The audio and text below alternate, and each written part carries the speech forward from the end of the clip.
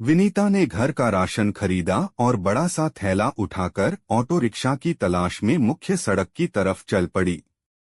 क्या मुसीबत है, इस शहर में ऑटो मिलना भी किसी चमत्कार से कम नहीं है, कहते हुए विनीता ने सामने आते ऑटो की तरफ हाथ देते हुए कहा। भैया बुद्धि विहार चलोगे, विनीता ने ऑटो के पास जाकर पूछा। 200 रुपये, ऑटो वाले ने जवाब दिया। भैया मुश्किल से 3 किलोमीटर जाना है, 200 तो बहुत ज्यादा है, 50 रुपये दूंगी, विनीता बोली।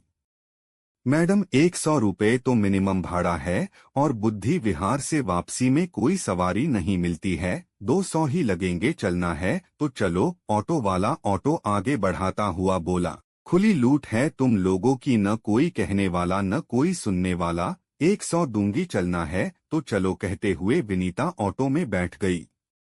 तो मैं दूसरी सवारी के आने का इंतजार करूंगा, मंजूर हो तो बोलो, नहीं तो मैं चला, ऑटो वाला बोला। कर लो इंतजार, विनीता ऑटो में बैठे बैठे बोली। थोड़ी देर बाद 2 अधेड़ पुरुष ऑटो के पास आकर बोले, कृष्णा नगर चलोगे? बैठो, ये तो बुद्धि विहार के रास्ते में है, ऑटो वाला बोला और उनके बैठते ही ऑटो आगे बढ़ा दिया। कुछ देर बाद कृष्णा नगर के मोड़ पर वो दोनों अधेड़ उतर गए और ऑटो आगे बढ़ गया। तभी विनीता की निगाह एक छोटे से पाउच पर गई जो ऑटो के फर्श पर पड़ा था। विनीता ने सावधानी से उठाया और पाउच की चेन खोली। पाउच में 4 मोटे मोटे कड़े थे और देखने में सोने के लग रहे थे। विनीता के मन में लालच जागा और उसने एक बार ऑटो को देखकर वो पाउच अपने बैग में रख लिया। तभी ऑटो रुका और ऑटो वाला पीछे की तरफ आकर बोला, मैडम जो आपने उठाया है वो अभी उतरी सवारी का है, लाइए, मैं उन्हें वापस कर दूंगा, नहीं तो पुलिस के हवाले कर दूंगा। ऑटो वाले की बात सुनकर विनीता घबरा गई और बोली, बकवास मत कर, ये ज्वेलरी तो मैं अभी खरीद कर लाई हूँ। तो बिल दिखाओ। मैडम लालच मत करो, बेकार में पुलिस का चक्कर पड़ जाएगा, मैंने तुम्हें वो पाउच फर्श से उठाकर आपके थैले में डालकर देखा है, ऑटो वाला बोला। तुम ठग हो, मैं तुम्हारी रिपोर्ट पुलिस में कर दूंगी, विनीता झूठी हिम्मत दिखते हुए बोली। यही तो मैं कह रहा हूँ, चलो पुलिस के पास चलते हैं। पाउच के गहनों की रसीद तुम्हारे पास हुई तो गहने तुम्हारे नहीं, तो पुलिस गहनों को उनके असली मालिक तक पहुंचा देगी। ऑटो वाला ऑटो में बैठकर ऑटो को पीछे की तरफ मोड़ते हुए बोला। पुलिस के नाम से विनीता थोड़ा घबरा गई थी, लेकिन गहनों का लालच न छोड़ते हुए बोली, ये मुझे मिले हैं इसलिए मेरे हुए, और तुम चाहो तो आधे तुम रख लो। मैडम ये सब मुझे नहीं आता, हम थाने ही चलते हैं। ऑटो लगातार थाने की तरफ बढ़ते हुआ बोला।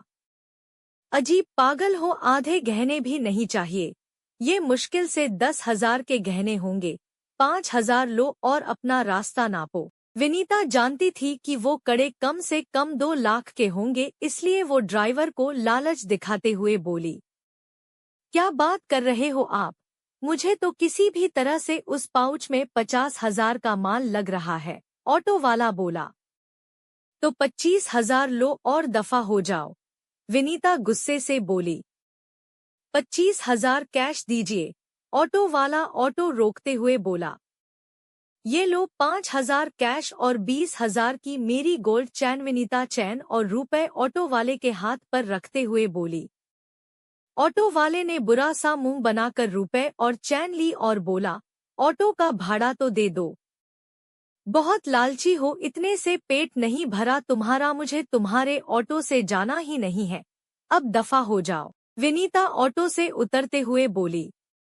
इससे पहले ऑटो वाला कुछ कहते विनीता ने पीछे से आ रहे ऑटो को पकड़ा और वहां से चली गई।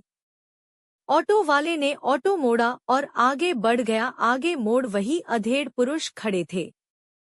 उसने उनके पास जाकर ऑटो रोका और वो दोनों ऑटो में बैठ गए। कितना मिला? उन अधेड़ पुरुषों में से एक बोला। 25। ऑटो वाले ने जवाब दिया। ऑटो का एक दिन का किराया 1,000 और नकली सोने के कड़ों के 2,000 काटकर 22,000, यानी तीनों के लगभग 7,000 रुपए।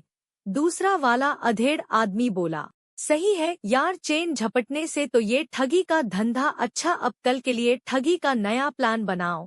ये ऑटो वाला प्लान अब दोबारा यूज करना ठीक नहीं है। कहते हुए ऑटो वाले ऑटो आगे बढ़ा दिया।